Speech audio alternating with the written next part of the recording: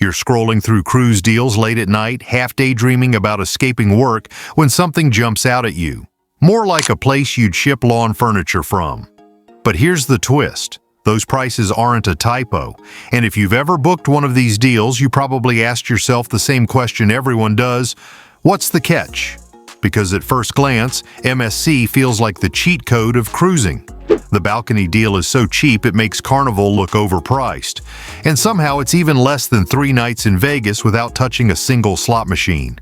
So what's going on here? Are you secretly signing up to mop decks for a discount? Or is there a hidden clause in the fine print where you're the entertainment? Nope. The truth is stranger and honestly way more interesting.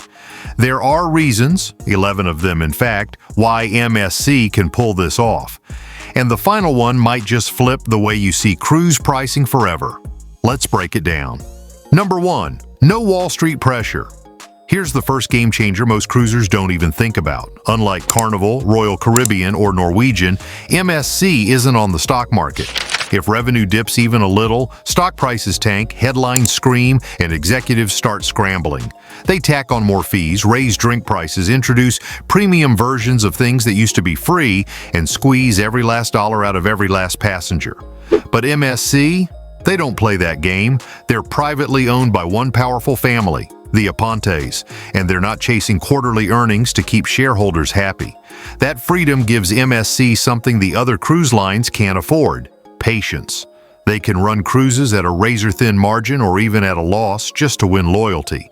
Because for MSC, it's not about draining your wallet on the first trip, it's about getting you hooked so you'll come back for the second, the third, and maybe even that fancy yacht club upgrade down the line. Want proof? On Carnival, a cocktail might cost you $13 plus tax and tip. On MSC, $9, flat. No investor presentation required. Think of it like this: if Carnival is a giant corporate bank constantly stressing over pleasing thousands of investors, MSC is more like a wealthy family-run business that can play the long game. They don't need to bleed you dry immediately. They just need to make sure you come back. And for cruisers looking for insane deals, that difference works very nicely in your favor. But here's where it gets even crazier. MSC has something in their back pocket that no other cruise line can match, and it doesn't come from passengers at all. Number 2. Cargo empire funding vacations. If you think MSC's entire empire lives and dies by cheap cruise tickets, think again. Because cruising, they literally move the world's goods. So when you're sipping Prosecco on your balcony, here's what most people don't realize. One of MSC's cargo ships halfway across the globe is likely paying for that very drink. This is something Carnival, Royal Caribbean, and Norwegian just don't have. Their revenue comes almost entirely from passengers, tickets, drinks, shore excursions, photos, spa visits. So of course they need to squeeze every dime. MSC? They've got billions pouring in from freight before a single cruiser even steps on board. The glamorous Instagram-ready face of a shipping empire. It's almost like Amazon selling the Kindle at a loss because they know you'll buy ebooks later. Or Costco selling rotisserie chickens for $4.99 even though they lose money on every single one because it keeps you walking through the doors. MSC is playing the same game, but at a much bigger scale. They can afford to dangle jaw-dropping cruise deals because cargo shipping has already padded the bank account. And the optics. Instead of being seen as the faceless freight giant they truly are, they get to market themselves as the affordable, family-friendly alternative to the big American cruise brands. Imagine it. While you're snapping selfies at sunset, a container ship full of lawn furniture just funded your mojito. That's not just clever business, that's genius strategy. And once MSC has you on board, they don't stop there. They've designed a booking system that makes you feel like you're in control, even as you spend more than you planned. Number 3. Clever package tiers. Here's where MSC really flexes its marketing muscle. When you book a cruise on most lines, the choice is pretty simple: inside cabin, ocean view, balcony, or suite. But flexibility, forget it. Dinner times, cabin location, luck of the draw. Want to make changes later? Nope. Fantastica is the next step. Suddenly you can pick your cabin, request dinner times, even get breakfast in bed. Oh, and if you want to change your booking, you can. All for a little more, of course. Oria cranks it up. Spa access, priority boarding, better cabins. You start feeling pampered. And then there's Yacht Club, the crown jewel. Private lounge, butlers, priority everything. Basically a ship within a ship. But bring your black card because this isn't budget anymore. It's baller status. Now here's the genius. MSC took things that used to be standard, like choosing when you eat dinner, and turned them into premium perks. Then they bundled them into sleek packages with Italian-sounding names that whisper, "Wouldn't you rather cruise, but fancier?" And here's the kicker. You don't feel tricked. You feel like you're treating yourself. You get to say, "I booked Oria because I deserve it," even if what you really paid for is priority boarding and a robe in the spa. It's not a hard sell. It's a soft whisper. And it works. By the time you've hit confirm booking, you've added a few $100 in upgrades and you're smiling about it. Be honest. If you've ever started with Bella, how long did it take before you caught yourself wishing you'd gone Fantastica or Oria instead? If you did, you're not alone. That's the system working exactly as designed. But the real test of MSC's strategy doesn't start with the booking. It starts once you actually step foot on the ship, and that's when the upsell magic really begins. Number 4. Upsell Wonderland. The moment you step on an MSC ship, you start to see their real talent. It's not just about cabins and packages, it's about temptation. Oh, and that chocolate shop with desserts you've never heard of, good luck walking past it without grabbing something. And it doesn't stop with food. Even a silent disco where everyone wears headphones and dances like they've lost their minds. Swipe your keycard and boom, you're in. Here's the clever part. Nothing is forced. You could spend the whole cruise sticking to the basics and not pay an extra dime. Once you're on board, the word upgrade suddenly feels lighter. It feels like you're on vacation, so you deserve it. At first, you're proud of yourself for snagging such a cheap deal. By day 3, your onboard account starts looking suspiciously like your last Target receipt, way longer and way more expensive than you expected, even though you can't quite remember how it all added up. That's the brilliance. MSC doesn't nickel and dime you with hidden charges. They dangle optional luxuries everywhere, so you end up upselling yourself. You don't feel tricked. You feel like you chose indulgence. And they know exactly how to engineer those moments. That sushi bar is perfectly placed on the main promenade. That gelato counter just happens to be where families walk past after the pool. That glowing cocktail with dry ice fog isn't just a drink, it's Instagram bait. It's the same strategy theme parks use. The entry ticket is cheap enough to get you in the gates. But once you're inside, every ride, every snack, every souvenir is calling your name, and you keep swiping because each little purchase feels harmless in the moment. By the end, you've had fun, you've indulged, and you're smiling as you disembark, and that's the genius. MSC doesn't have to pressure you. They just tempt you into saying yes, one small decision at a time. What's your go-to splurge on board? Fancy dining, spa time, or late-night gelato? Drop it below. Number 5. Small cabins. Darsh, more revenue. Step into your cabin on an MSC ship, and your first thought might be, wow, cozy. 5 minutes later, once you've unpacked, it's more like, wow, tight squeeze. That's no accident. MSC's standard cabins are often smaller than what you'll find on Carnival or Royal Caribbean. They're basic interior rooms, and more passengers mean more potential revenue, from cocktails to spa days to shore excursions. Think of it like airline seating, because packing more people into the same plane brings in more money. MSC is running the cruise ship version of that playbook.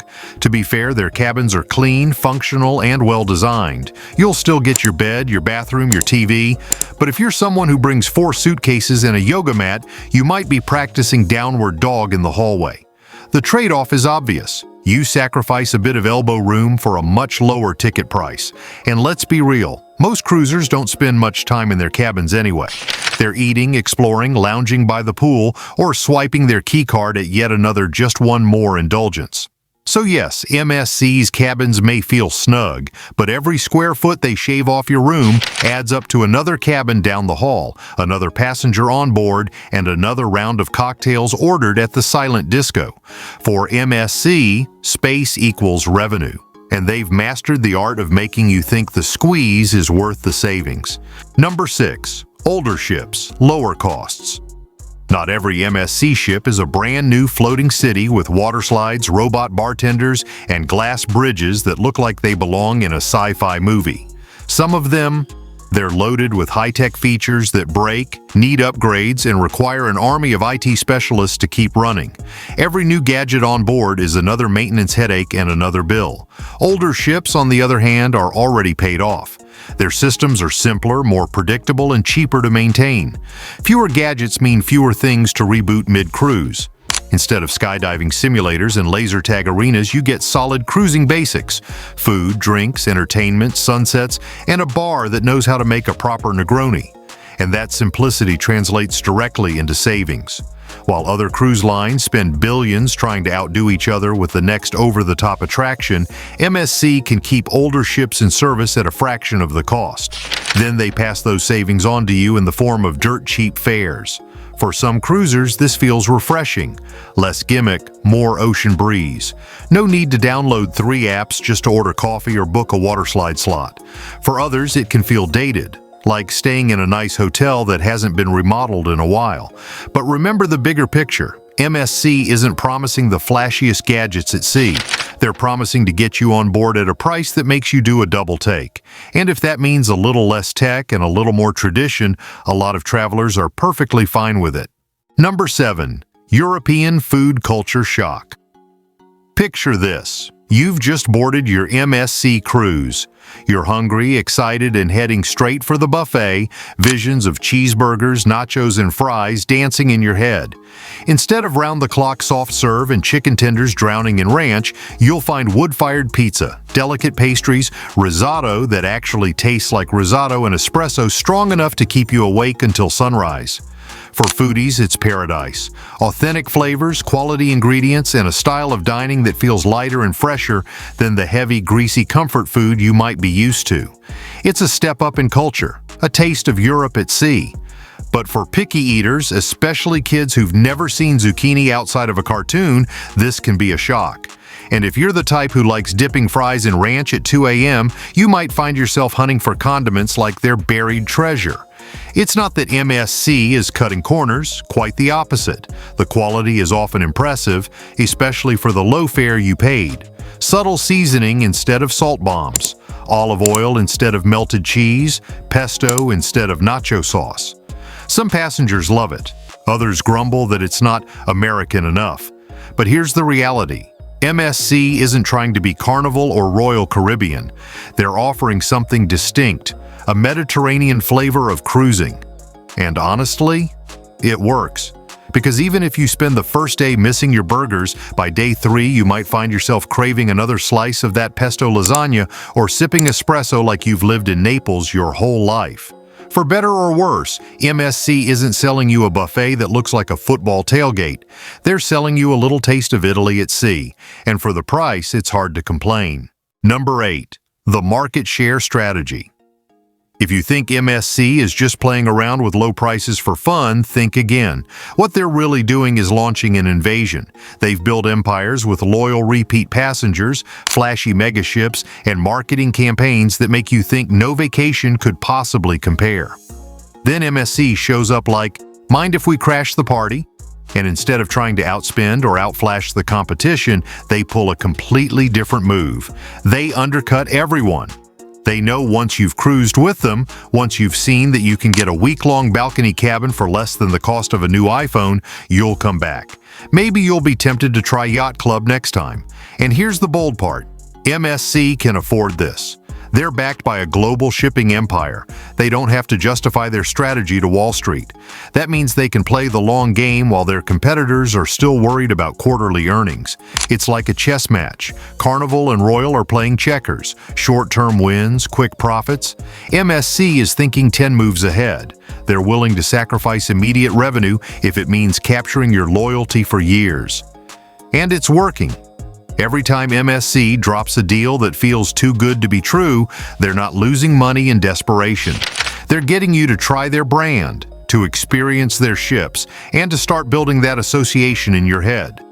Cruising equals MSC. They don't want to be the cheap cruise line. They want to be the one you can't ignore. And when you book your second or third trip without even checking Carnival's prices, that's when they know they've won. This isn't charity, this isn't luck, this is strategy. Deliberate, calculated, and aggressive. Do you think MSC's low prices are a smart strategy or just a temporary gimmick? Let me know in the comments. Number 9. Vertical integration equals cost control. Here's something most cruisers don't realize. Most cruise lines don't actually build their own ships. They sketch out a design, hand the blueprints over to a shipyard in Europe or Asia, and then wait in line behind half a dozen other companies. That means from the steel in the hull to the marble in the lobby, MSC controls it. No waiting years behind Royal Caribbean in the shipyard queue. The result? They can pump out billion-dollar megaships like they're assembling IKEA furniture, fast, efficient, and much cheaper than their competitors. And it doesn't stop there. MSC doesn't just build the ships, they own some of the terminals too. While other lines are paying hefty fees to dock at certain ports, MSC is collecting rent. Imagine walking into a hotel where the company not only built the building, but also owns the entire block around it. That's MSC. This kind of control means two things: lower costs and higher flexibility. They can design ships perfectly tailored to their upsell strategy. More cabins, more public spaces for bars and restaurants, more attractions to tempt you into swiping your key card. Every square foot is built with revenue in mind. And here's the kicker. Because they're not paying someone else to build or run these facilities, they save millions. Savings that let them keep ticket prices impossibly low while still making money once you're on board. Other cruise lines are basically tenants in the world of shipbuilding. They own the kitchen, the dining room, and the whole building. And when you control everything, you don't just cut costs, you write the rules. Number 10. Floating Entertainment Mall. Walk around an MSC ship for 10 minutes and you'll realize something. It doesn't just feel like a cruise liner, it feels like a floating shopping mall disguised as a vacation. Everywhere you turn, there's temptation. But the genius is, you don't feel like you're being tricked.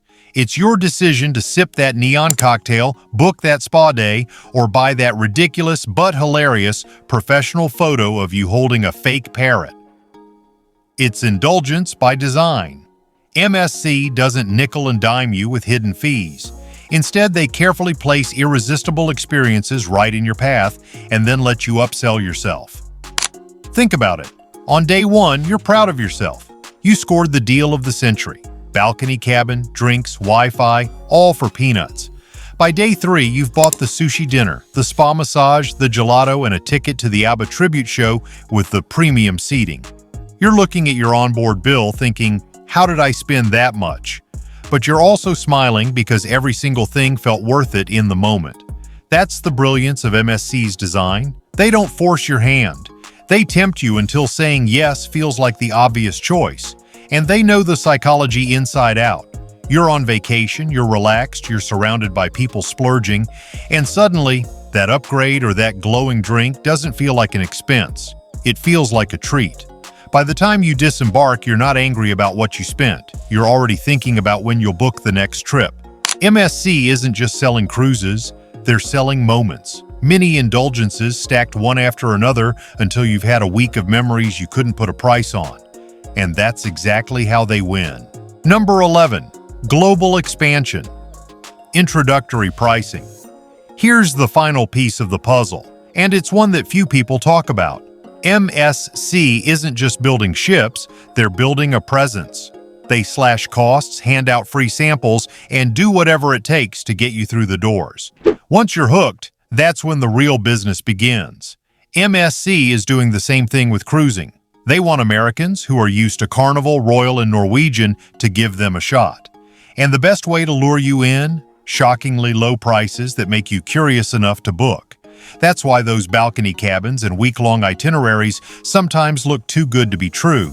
They're not desperation discounts. They're an investment.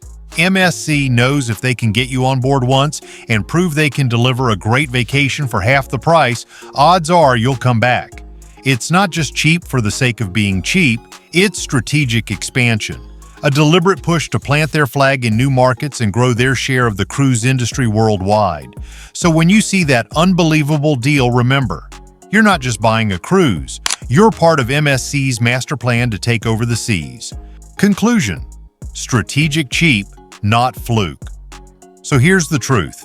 MSC isn't cheap because they're cutting corners. They're cheap because they've built a business model that allows them to be. From private ownership that frees them from Wall Street's pressure, to a global cargo empire bankrolling your vacation, to clever package tiers that turn basic perks into irresistible upgrades, to ships designed as floating entertainment malls. Every piece of the puzzle is deliberate. What looks like a loophole is really a master plan. MSC doesn't want to be the most luxurious cruise line, hook you in with balcony cabins for the price of a budget motel, then keep you coming back until you're the one bragging about yacht club perks to your friends. It's bold. It's brilliant. So the next time you see that jaw-dropping MSC deal pop up, remember, you're not being scammed. You're being invited in at a discount carefully designed to turn you from a first-timer into a repeat passenger. Now I've got to ask, which one of these reasons surprised you the most? Was it the cargo ships secretly paying for your mojito, the Italian food that swaps ranch for olive oil, or maybe the way they've turned optional indulgences into a science? Drop your thoughts in the comments below. Share your cruise stories, the good, the weird, the "I had no idea that robe wasn't free." Because those experiences are exactly what makes cruising fascinating. And hey, if this breakdown helped you see MSC in a whole new way, hit that like button, subscribe, and share this with someone who's eyeing that too good to be true deal. Because now you know the truth. It's not luck. It's not charity. It's not a fluke. MSC isn't just cheap. MSC is strategically cheap. And that's why, whether you realize it or not, they've already won.